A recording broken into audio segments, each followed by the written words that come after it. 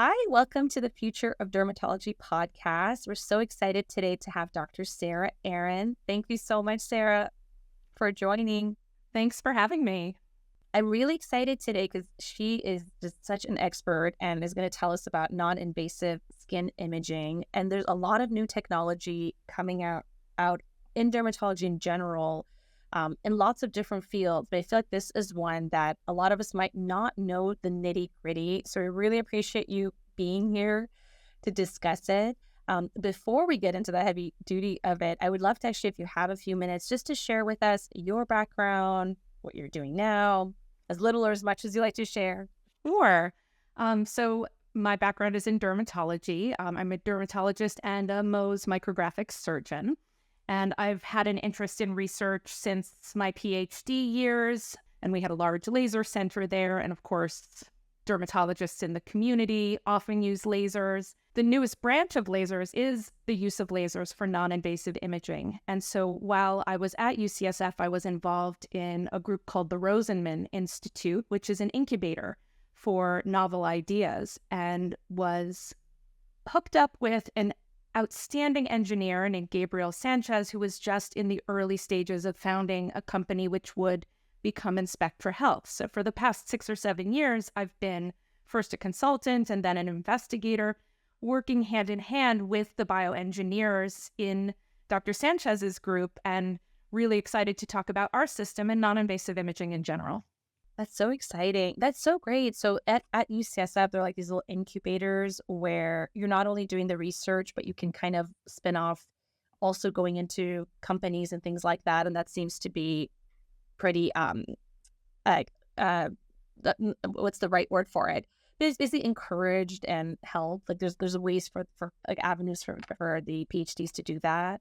I think it's really incredible that in the Bay Area, so I live, like you, I live in Northern California, and in the Bay Area, there is so much innovation and industry, and UCSF and Stanford and other organizations are really terrific at partnering with industry, both in drug development, in device development. After I left the university in 2000, I actually worked for a while at a device development company, a biotech company called Rakuten Medical, where I was actively engaged in testing and developing laser devices for the skin and for treatment of cancer. And so even though now I'm back in private practice, because my first love, of course, is with patients, I do feel like walking that boundary between engineering, patient care, kind of speaking the language of both has really been a treat for me for learning and hopefully for advancing our field. Yeah, no, you are like speaking our language here at the Future Dermatology podcast. Because a lot of our prior discussions have been about this too, is how the physician who has the background in engineering and the technical ability is able to build tools that are so much more targeted and basically get to the problem early. We've talked about it in terms of like health tech and like the technology devices, but the laser tech and all of this is actually, I don't think we've talked about that on this and these shows yet. So it's so cool that we have your expertise on it. And I think the concept of the physician engineer combo, I think more of that needs to come out. We've seen like the physician MBA, we've seen even a couple of like physician lawyers. I don't know how they do that. They do like a lot. But the physician engineering combo, especially here in Silicon Valley, we definitely see where that combination, like those are the group of people that are going to do really cool things. But yes, I'd love to kind of hear about the specifics of kind of what you guys have developed and things you've been working on. Absolutely. So the broader field that I've been working on is called non-invasive imaging. And so in dermatology, one of the things that's very common is we see a patient, we look at their skin, we perhaps make a clinical diagnosis, but sometimes we're not quite sure what's going on underneath the surface. And we have tools for investigating the skin. So the one that we're most familiar with is the skin biopsy, where we numb up the patient, we take a little piece of tissue, and we send it to our colleagues in pathology, and they look under the microscope at that tissue to make a diagnosis or to make a description of the inflammatory process that's going on. And that helps us in making our clinical diagnosis and our treatment plan. And there are other other methods for looking at skin that have been used in the research world for many, many years. So one that some of your listeners may be familiar with is something called tape stripping, where you put an adhesive on the surface of the skin and you just take off the outer layers. And over the years, that's been used to measure water loss. It's now being used to capture RNA for biologic testing. And the benefit of that, of course, is it's non-invasive. It's much lower risk. There's no scar. There's no stitches, no procedure for the patient. So in this arena, something that's really captured, I think, the imagination of engineers and physicians is the idea that we might be able to use optical imaging devices to see deeper than the surface of the skin. And you could expand that conceptually from the dermatoscope that we use in clinic, where we're able to see enlarged and potentially cross-polarized light to see kind of what's going on in those outer structures. And then in more recent times, people have started to use laser light to look into the skin and to capture an image through that tissue without actually doing a physical biopsy or injuring the patient. In that world, an area that's been used for many years and is fairly well characterized is something called reflectance confocal microscopy. And RCM is widely used in Europe. It's used at certain very specialized centers in the United States, predominantly for looking at pigment in tissue and characterizing melanomas, but can also be used for diagnosing other skin tumors, can be used for looking at the skin surface and seeing the impact of treatments. And reflectance confocal has been, I think, well validated. The challenges with RCM are, number one, that the devices are very large and very expensive.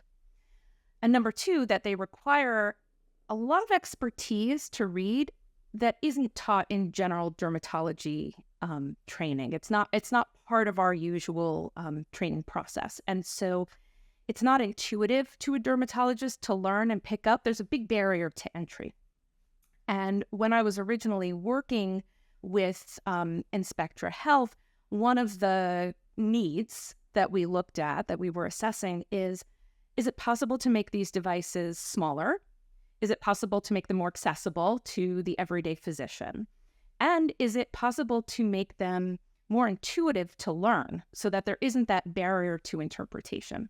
Right. And over many years and many iterations, what they developed was actually a combination of microscopes in a handheld device. So it's not just reflectance confocal microscopy, it's actually multiphoton microscopy. So now we're able to image the skin in multiple channels. We're able to look at both structures, but also biologic activity of the skin tissue. Like you're just describing the future of dermatology, right? It's exciting. It's really exciting. It's much higher resolution because the multiphoton gives you just really crisp images. And then we have the reflectance confocal with it, which enhances the multiphoton image as well as providing all of that information that we traditionally receive from RCM. And then the part that I am most excited about is people who've looked at RCM images know it doesn't image in cross-section the way we're used to seeing when we look at a tissue biopsy or a pathology slide. It images horizontally. So think of it as the difference between a stack of pancakes and a slice of bread. We're not trained to read pathology like pancakes, and that's how RCM does it. Well, Inspectra developed a system called the VIO system, which actually reads in cross-section. So for dermatologists, it's significantly more intuitive to train and to read. Yeah, and it's all about the time to adoption, right? If it's too hard, technology just kind of dies, unfortunately. So I see myself as the end user, right? I'm the person who wants this device. And of course, over many years, the company has consulted with lots of dermatologists and done, huge amount of research into optimizing the system. And we were very excited this summer to run the pivotal trial of the VIO device. And the system itself was approved by the FDA just around New Year of this year, 2024. It's the first multiphoton skin imaging device approved in the US. And we're really excited about that. Gosh, that is really exciting. And then the pivotal trials, was it out in the dermatology practice Yes. clinics? And I'm assuming it was just used for things that were probably going to be biopsy. You got it. So this was a multi-center study. The goals of the pivotal trial for the first phase of FDA clearance, because technically devices are cleared, they don't go through the same approval process as drugs do. The goals were to be able to effectively identify normal and abnormal skin structures in the context of healthy and diseased skin. So just like a dermatoscope, you look, you gain information. It's not rendering a diagnosis. The physician uses it as an adjunct to their own clinical practice. And so patients were enrolled who were seen in clinic. It's a multi-center study. Patients were seen in clinic. They had a site that was going to be biopsied. They agreed to be imaged prior to biopsy. And then we actually looked at the imaged tissue and the biopsy, the ground truth or the gold standard, to achieve number one, could we correlate our findings on microscopy with the biopsy tissue? And we found yes, we could. And the second thing that we did was to create a set of annotated images for blinded dermatologists and pathologists to read. And we tested that we were actually able to teach and train 6 blinded dermatologists how to read these images. And the physicians in the study were able to identify these features, so collagen, pigment, the stratum corneum, a hair follicle, epidermal atypia. They were able to identify these features with over 90% accuracy. Oh my gosh, that's incredible. How long did it take just the regular dermatologist, not like your dermatologist, PhD, blah, blah, blah. Let's take a normal dermatologist. How long did it take them to kind of gain that skill set? So I will say I've been reading these images as the device has been developed. And so you're extremely just the high echelon of dermatologists. Right. Let's go back to the regular. Now, first of all, the device is intended for use among somebody who is familiar and comfortable reading standard H&E pathology, right? And there's a lot of learning and training that goes into that. The investigators in the study the readers were selected to have at least some experience beyond general dermatology, at least some experience in either Mohs surgery or dermatopathology or non-invasive imaging, because there are people who read reflectance confocal.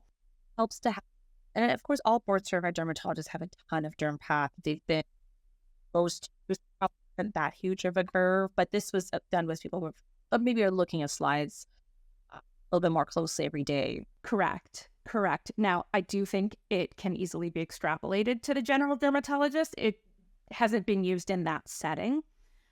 But I think, from what I know of my colleagues and the incredible training that you get just for board certification in dermatology, I think somebody with an interest could easily train on this. The actual training for the trial was 2 sessions.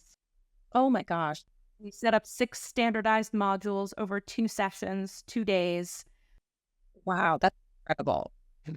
And of course, as the device now starts to mature and be utilized in lots of different clinical settings, I think we're going to learn much more about nuanced, new structures and structures in specific clinical settings. So I think the physicians now with this tool are really going to expand its use.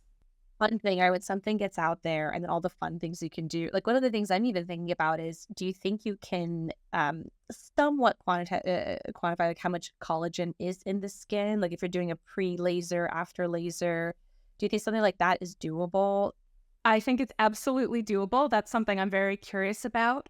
Obviously, when we talk about non-invasive imaging in the dermatology world, the 2 places our minds go most readily are biopsies for cancer or benign lesional diagnosis. And so like a dermatoscope, this might be a helpful adjunct for a physician trying to decide whether to biopsy. It's not going to take the place of H&E pathology, at least not in the short term. But that's kind of one sphere. The other sphere is really in the aesthetic dermatology world. So, for example, pre and post a laser treatment, or simply looking at pre and post topical interventions. I think it would be very helpful. Collagen reads beautifully on multiphoton. It's and reflectance confocal. It's a stunning thing to look at, and it's almost everybody's favorite thing because it has its own channel on the SHG, the short harmonic. I'm not going to go physics on you, I promise. But the collagen is actually beautiful to read, and in fact, in my own experience, I have seen tissue from images from young people, children, and very, very elderly, and you can absolutely see solar elastosis. You can see those strong collagen fibrils breaking down, becoming, fluffy, the elastin degenerating.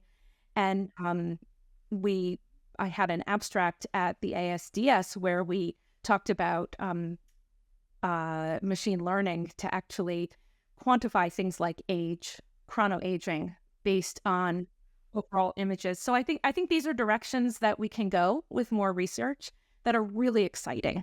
It's really exciting because I think I remember, like, maybe this was years ago now, like the first time, maybe it was even a residency hearing about confocal microscopy. And it was always in that, like, is it going to replace a dermatologist in terms of, diagnosing a melanoma? But now it's really shifting away from that. And sure, you can use it in all, there's your handful of patients where you're just like, you either have 50 melanomas right now and I'm looking at you, or you don't. And in that patient, that's probably actually extremely helpful. But for every other patient, if something looks bad, you're just going to biopsy it. But then when you start thinking about all these other use cases, it's like endless. The places, it's like so fun. These are like the fun parts where your brain's just, I mean, even inflammatory skin disease and responses to therapy, where you might not want to do multiple biopsies, or you might want to see which area is the best to sample to give my pathologist the tissue I need. I think there's many potential use cases.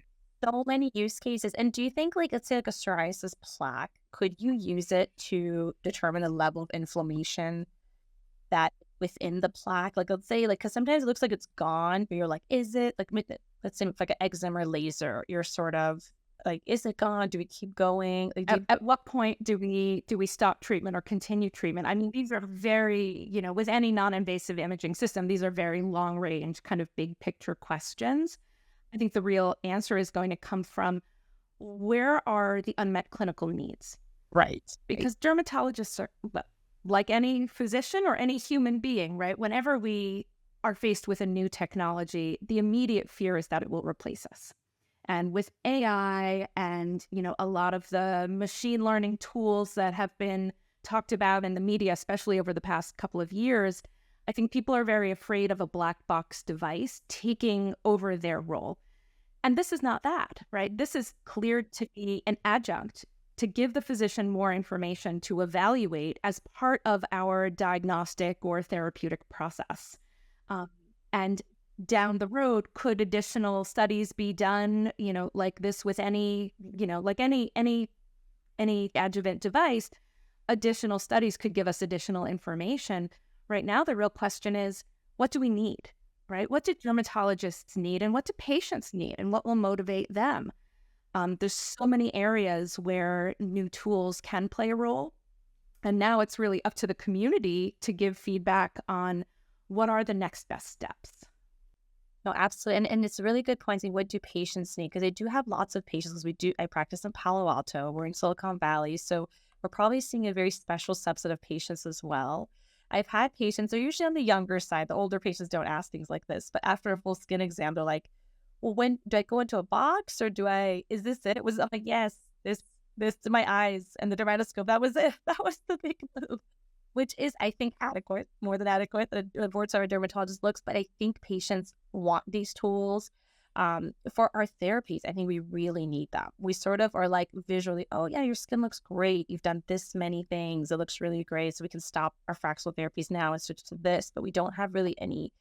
We can't take biopsies of everyone's skin like right after and by their collagen. even like our psoriasis patient, eczema patient, it's hard to know. Like I remember back in the day with Dr. Koo, we were doing these the eczema trials with like minimal blistering dose, where we were just sort of like, okay, well, if we just blister, like hit it so hard, we blister the plaque, then we're pretty sure like the T cells are probably gone that area.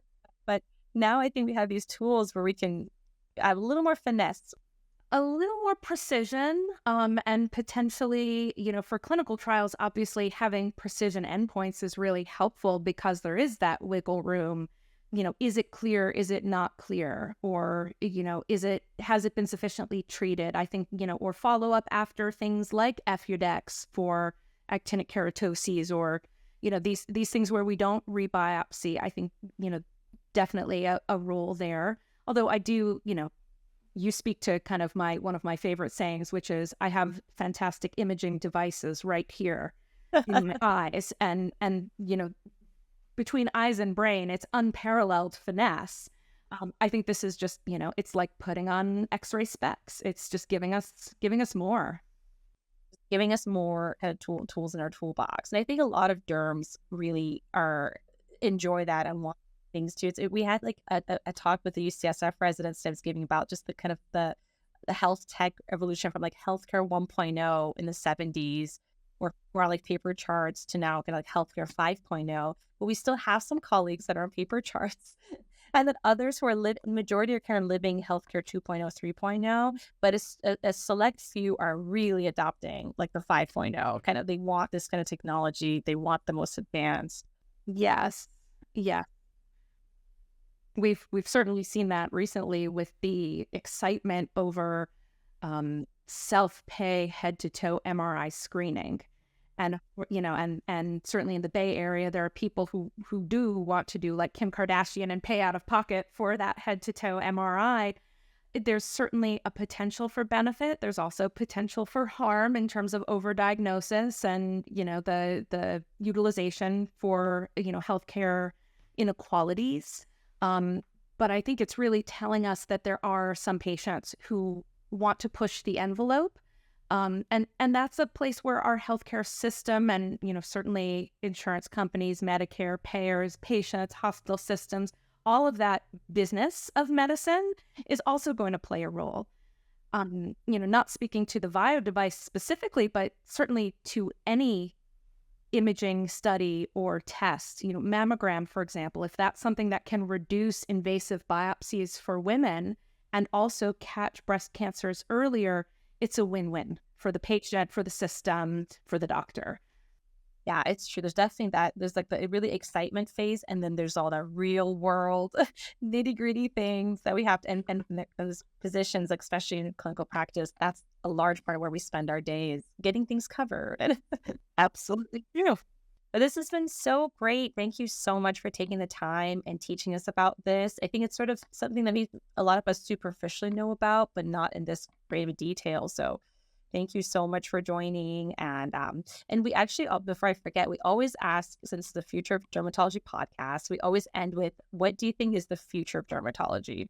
And we've talked about that, I think, throughout. But if you were to name like one thing that you think. That's a great question. And when I give a talk on the future of medicine, I always look back to the past, and I look back to Star Trek, because I am a tremendous nerd. The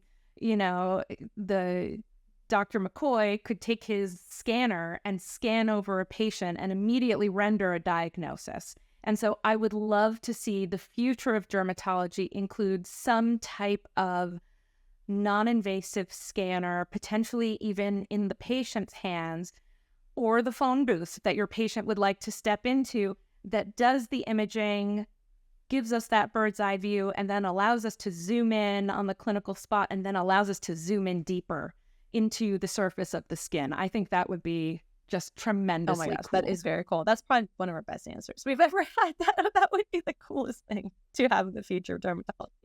But thank you so much. Thanks for taking the time. Thanks for having me.